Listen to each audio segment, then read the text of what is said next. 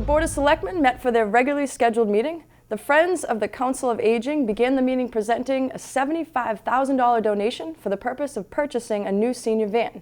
Light Department Superintendent Jimmy Collins gave his monthly report, and Mark Ryan, along with his monthly report, gave a presentation on the Complete Streets Initiative and the 5 project recommendations from the DPW. The Selectmen disagreed with the recommendation regarding a Nichols Street roundabout. In that area, I'm really concerned that it'll be overreaching. I know there can be at times speed issues. People come down that hill, but having been there many mornings and many afternoons, especially when the kids are going to the Cleveland, crossing the street with the crossing guard, or leaving the school. Tell me, I'm still not fully acceptance of a roundabout. I'll be honest with you, Mark. I mean, I'm not really with Mr. Hajar on the roundabout thing. I know that there can be speeding coming down the street, but the sight lines are pretty long, going both ways on Nichols Street there.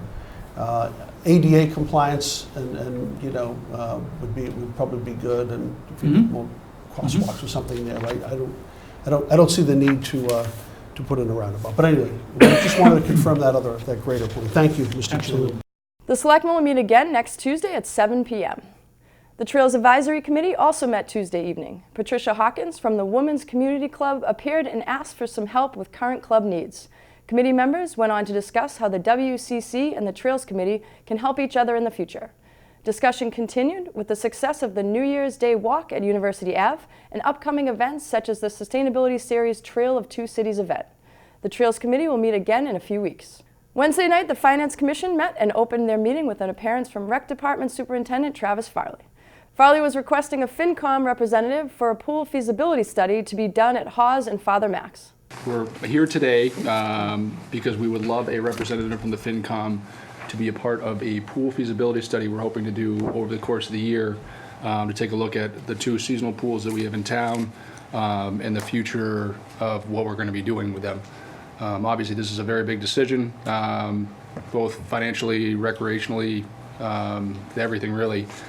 They both kind of tie into each other, so we're just trying to get a member from a few committees in town and trying to come up with a plan of attack for recommendation for the Selectmen to pursue or move forward with. Later in the meeting, Dr. Thompson went before the board to present the commission with an override budget update. He covered the recent wage increase for bus drivers and monitors, along with raises for substitute teachers. To end the meeting, the Commission covered the OPEB report and made a motion for the chair to meet with different boards and committees for purposes of finalizing the financial policy. The Finance Commission will meet again next month. Also on Wednesday night, the Capital Outlay Committee met for the first time in the new year and gave updates on a number of projects that are in progress and those completed around town. Some of the projects that were being discussed were traffic signal improvements on Washington Street, water main improvements, school electronics project completion, and the fencing around Norwood Airport. Later in the meeting, the committee discussed the new police cruiser, the design for the high school field, which would include a concession stand, lights, and resurfacing the track, and an update on the middle school feasibility study. Thursday night, the Permanent Building Construction Committee met to talk about the current status on projects happening around town. The meeting started with a discussion about the high school roof and then shifted to a conference call to discuss the time frame for the Town Hall elevator project. The PBCC will meet again in the coming weeks. For complete government coverage, tune into the NCM Government channel or watch it on demand at norwoodcommunitymedia.org. Stay tuned after this break to find out what is happening in your schools.